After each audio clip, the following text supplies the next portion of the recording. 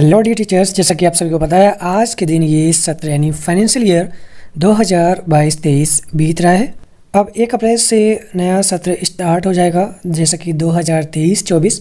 उसमें आपको अपने विद्यालय का उपभोग प्रमाण पत्र भरना होगा जो कि अप्रैल माह में भरना स्टार्ट हो जाएगा।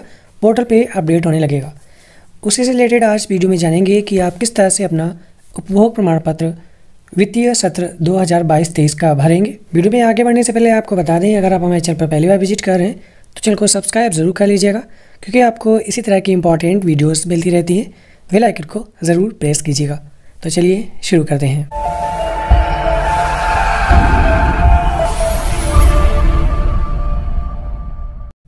आप यहाँ पर देख पा रहे हैं ये विद्यालय स्तरीय उपभोग प्रमाण पत्र 2022-23 है। इसी तरह का सेम फॉर्मेट आपको पोर्टल पर देखने को मिलेगा।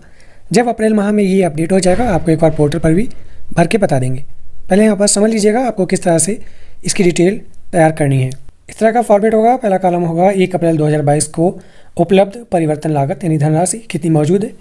उसके बाद उसी 1 अप्रैल 2022 को कितना खाद्यान्न मौजूद था। वित्तीय वर्ष 2022-23 में परिवर्तन लागत मद में कितनी आई, और उसके बाद वित्तीय वर्ष 2022-23 में कितना खाद्यान्न आपको प्राप्त हुआ। इसी तरह से कुल धनराशि निकाल लेंगे, जितना मौजूद थी और जितना आई उन दोनों को जोड़ देंगे। इसी तरह से अपना खाद्यान्न जितना मौजूद था और जितना आया उन दोनों को प्लस कर देंगे। नीचे आपको कॉलम देखने को मिलेंगे FSA फूड सिक्योरिटी अलाउंस की स्थिति। कार्य दिवस आपको बताना होगा। आप वित्तीय वर्ष 2022-23 में जोड़ लीजिएगा अपने अटेंडेंस रजिस्टर में या जो MDM का रजिस्टर है उसमें कितने कार्य दिवस हैं। बच्चों की संख्या जिन्हें MDM वितरण किया गया ये आपके MDM रजिस्टर में मिलेगा। वितरित की गई धनराशि और वितरित किया गया खाद्यान्न जिसमें गेहूं प्लस चावल आता है ये किलोग्राम में लिखा जाएगा। और लास्ट में 31 मार्च 2023 को अवशेष परिवर्तन लागत ये कैसे निकलेगी, यानी जितना आपके पास मौजूद था और जितना आपने बांट दिया, मौजूद में थे आपने वितरित किया हुआ घटा देंगे तो अवशेष आ जाएगी। उसी तरह से खाद्यान्न जो आपके पास मौजूद था उसमें से जितना आपने वितरण कर दिया वो घटा देंगे तो यहाँ पर अवशेष यानी बचा हुआ आ जाएगा। अभी आपको एग्जाम्पल के तौर पर एक उपभोग प्रमाण पत्र भरा हुआ दिखाएंगे किस तरह से भरते हैं। उससे पहले कुछ बातों को जान लीजिएगा। प्राथमिक स्तर पर जो परिवर्तन लागत आती है यानी धनराशि 4 रुपया 97 पैसा प्रति बच्चा आती है, और खाद्यान्न जो है 100 ग्राम प्रति बच्चा बांटा जाता है। फल 4 रुपया प्रति बच्चा। वहीं उच्च प्राथमिक स्तर पर परिवर्तन लागत जो आती है यानी धनराशि 7 रुपया 45 पैसा प्रति बच्चा। खाद्यान्न 150 ग्राम प्रति बच्चा और फल इसमें सेम रहता है ₹4 प्रति बच्चा।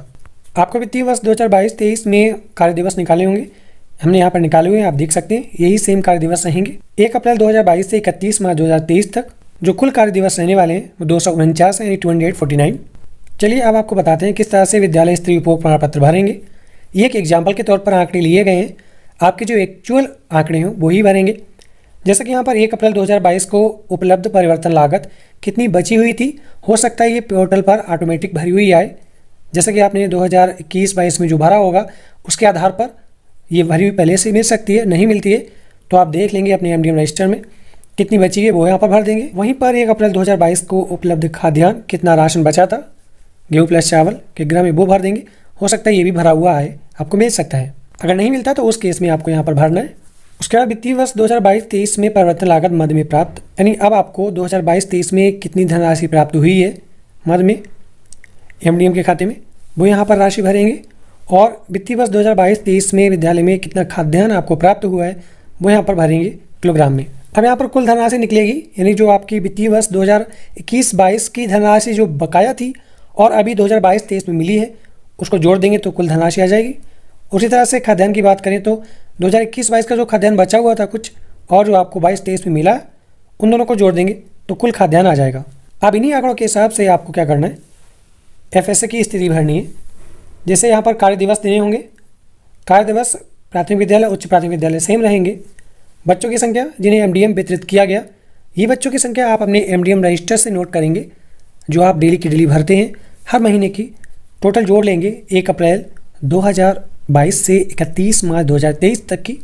उसके बाद यहाँ पर वितरित की गई धनराशि रुपयों में ये कैसे निकालेंगे, ये देखिए प्राथमिक स्तर पर जो पर बच्चा धनराशि आती है यानी परिवर्तन लागत 4 रुपया 97 पैसा। आपके जो बच्चे आए हैं टोटल MDM में वितरित किए गए बच्चों की संख्या वो उनमें आप गुणा कर देंगे 4 रुपया 97 पैसा से तो आपका प्राइमरी लेवल पर धनराशि यहाँ पर आ जाएगी। और वितरित किया गया खाद्यान्न ये कैसे निकालेंगे, ये देखिए आपकी जो बच्चों की संख्या आई है प्राइमरी लेवल पर, तो प्राइमरी लेवल में पर बच्चा 100 ग्राम है, तो यहाँ बच्चों की संख्या में 100 से गुणा करेंगे तो टोटल जो अमाउंट आएगा वो ग्राम में आएगा, और जो ग्राम में आएगा उसको हम 1000 से डिवाइड कर देंगे, भाग लगा देंगे, तो वो किलोग्राम में बदल जाएगा, वो यहाँ पर लिख देंगे। वहीं पर अगर उच्च प्राथमिक स्तर की बात करें तो यहाँ बच्चों की संख्या आप अपनी एमडी से लिख लीजिएगा, और वितरित की गई धनराशि निकालने के लिए उन बच्चों की संख्या में टोटल 7.45 रुपया से मल्टीप्लाई कर देंगे तो वितरित की गई धनराशि आ जाएगी।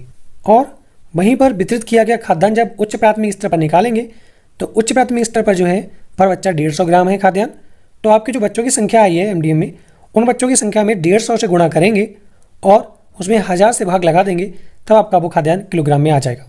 फाइनल जो है आपका हो सकता है ये ऑटो कैलकुलेटर होता है सिस्टम के द्वारा, ये आपका ऑटोमेटिक आ जाएगा कितना बचा है।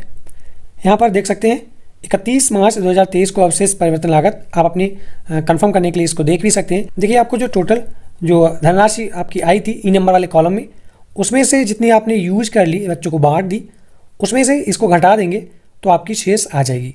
उसी तरह से खाद्यान्न की बात है, कितना खाद्यान्न मौजूद था एफ नंबर वाले कॉलम में देख सकते हैं, और जो आपने वितरित कर दिया, जो मौजूद था उसमें से वितरित किया हुआ माइनस कर देंगे तो आपका अवशेष यानी बचा हुआ खाद्यान्न आ जाएगा।